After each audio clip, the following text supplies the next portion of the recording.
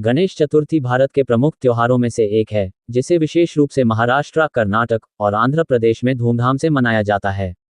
ये त्योहार भगवान गणेश के जन्मदिन के रूप में मनाया जाता है। बच्चों के लिए ये कहानी इसलिए खास है क्योंकि भगवान गणेश बच्चों के प्रिय देवता माने जाते हैं।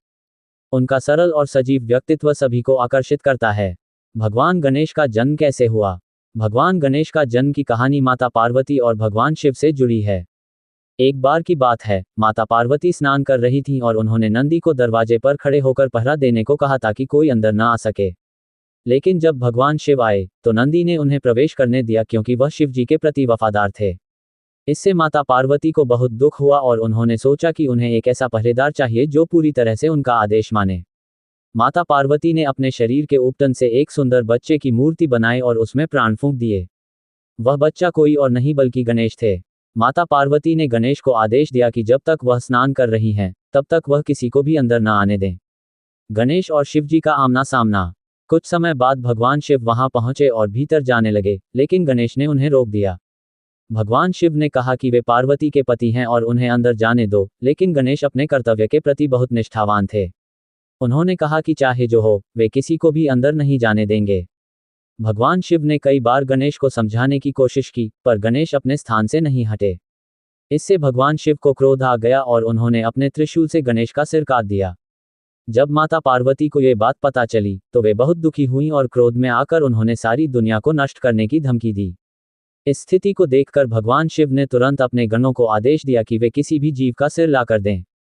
गणों ने ढूंढा और एक हाथी का सिर लेकर आए। भगवान शिव ने हाथी के सिर को गणेश के शरीर से जोड़ दिया और गणेश को फिर से जीवन दान दिया। गणेश का विशेष स्थान। इसके बाद माता पार्वती का क्रोध शांत हुआ, लेकिन वे चाहती थीं कि गणेश को सभी देवताओं में विशेष स्थान मिले।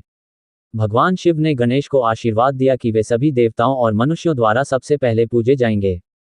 किसी भी शुभ कार्य की शुरुआत से पहले गणेश की पूजा करने की परंपरा यहीं से शुरू हुई। गणेश जी को विघ्नहर्ता, यानी सभी बाधाओं को दूर करने वाले के रूप में जाना जाता है। वे ज्ञान और समृद्धि के देवता भी माने जाते हैं।